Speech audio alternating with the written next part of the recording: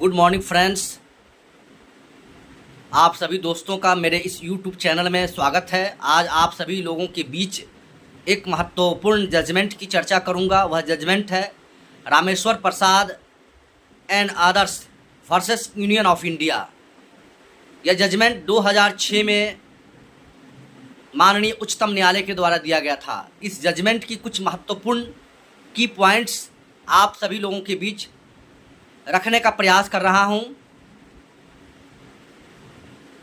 यह जजमेंट 2005 बिहार विधानसभा चुनाव से संबंधित है।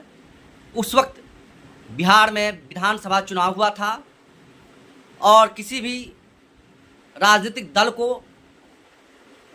बहुमत नहीं मिलने के कारण राज्यपाल बूटा सिंह के द्वारा राष्ट्रपति को राष्ट्रपति शासन लगाए जाने का प्रतिवेदन दिया गया था और राज्यपाल के प्रतिवेदन के आधार पर राष्ट्रपति द्वारा 2005 में बिहार में राष्ट्रपति शासन लागू कर दिया गया था।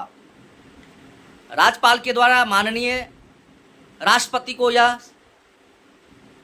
सूचना दिया गया कि राज्य में किसी भी दल को JDU plus BJP, RJD plus Congress को पर्याप्त बहुमत नहीं मिलने के कारण सरकार बनाने में इन राजनीतिक पार्टियों के द्वारा देरी की जा रही है और विधायकों की खरीद फरोख्त किया जा रहा है। उस प्रतिवेदन के आलोक में महामहिम राष्ट्रपति के द्वारा 2005 में बिहार विधानसभा को भंग करके राष्ट्रपति शासन लागू कर दिया गया। राष्ट्रपति शासन लागू किए जाने के विरोध में रामेश्वर प्रसाद एवं अन्य विधायकों के द्वारा माननीय उच्चतम न्यायालय में याचिका दाखिल किया गया। माननीय उच्चतम न्यायालय ने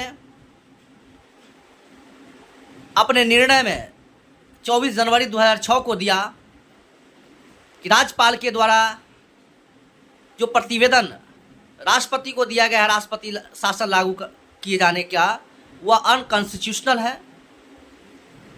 राष्ट्रपति ने जो राष्ट्रपति शासन बिहार में लगाया है वह असंवैधानिक है।